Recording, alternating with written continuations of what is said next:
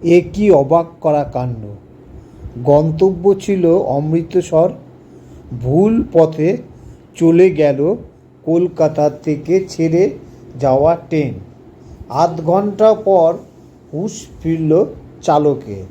অবাক করে দেওয়ার মতো এই ঘটনা ঘটেছে কলকাতা স্টেশন থেকে অমৃতসরগামী 12-357 এক্সপ্রেস ট্রেন। কলকাতা থেকে অমৃতসরের উদ্দেশ্যে রওনা দিয়েছিল এক্সপ্রেস ট্রেন, কিন্তু মাঝ রাস্তায় পথ হারালো সে। শেষ পর্যন্ত চালকের যখন হুঁশ ফিরল, ততক্ষণে আধা ঘণ্টা ভুল পথে চলে গিয়েছে ট্রেন। রেল সূত্রে খবর, মঙ্গলবার দুপুর 12টা 10 কলকাতা স্টেশন থেকে ছেড়ে ট্রেনটি নির্ধারিত সূচি অনুযায়ী আজ বিকেল 5:30টায় ট্রেনটির অমৃতসর পৌঁছানোর কথা ছিল। সেই মতে বিকেল 4:30 নাগাদ ট্রেনটি জলন্ধর স্টেশনে পৌঁছে যায়। তারপর বিপরীত সূত্রপাত। জলন্ধর থেকে ভুল লাইনে চলে যায় ট্রেনটি।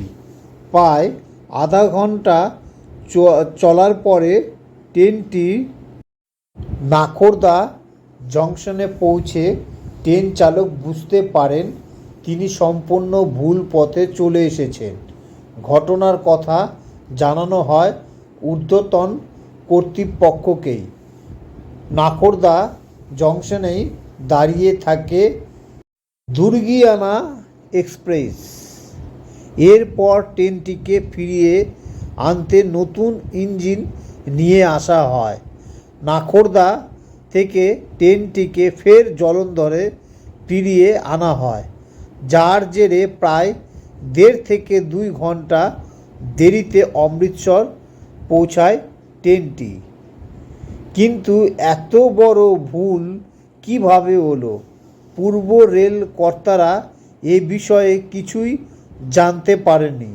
তাদের দাবি, সংশ্লিষ্ট রেল জোনের কর্তারাই এর ব্যাখ্যা দিতে পারবেন।